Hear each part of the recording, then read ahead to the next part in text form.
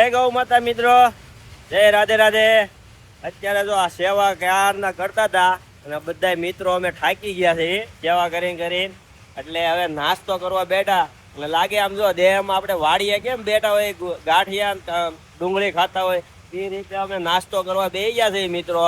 તો આ બધા મિત્રો પહેલા તો બતાવી દો, અમારે આ ગૌ સેવા કરતા હતા.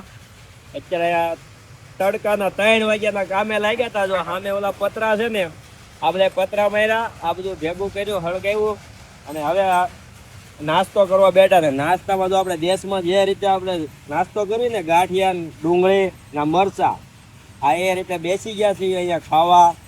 અને બધા આમ જો કેવા બધા ગૌ સેવકો બધા અમારા બેસી ગયા એક સાથે. અમારી ગૌ માતા પણ જો હાથે બેઠા છે. આવો કાંઈ ખાવા આવો.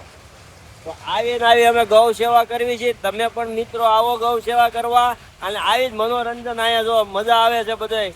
એટલે એ મજા લેવાની છે, સેવા પણ કરવાની છે અને મજા પણ લેવાની છે. દિવસો કપાય અને આમાં દિવસો ફટાફટ કપાય અત્યારે, કેમ કે બધા એમ કે મંદી છે એટલે આ મંદીના દિવસો પણ તમારે પણ કપાઈ જાય.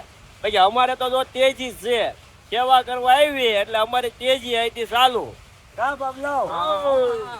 બધા એટલી મોજમાં છે, બાકી બધા હીરામાં છે. અને હીરામાંથી અત્યારે શૂટિંગ સીધા ગૌ સેવા કરવા વહી આવે અમારા મિત્રો. આ બધા બાકી પાણી વાળા છે, કોઈ નિવૃત્ત છે, અમે બધા હીરા એમ્બ્રોઇડરીના ધંધા વાળા.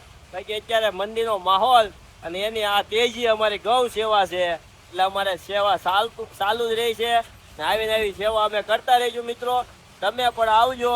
રાધે રાધે ગૌશાળા અંજની ઇન્ડસ્ટ્રીયલ. તો પહોંચી જાજો, નો જડે તો કોમેન્ટ કરજો, તમને અમે લોકેશન નાખી દઈશું. ચલો, જય ગૌ માતા.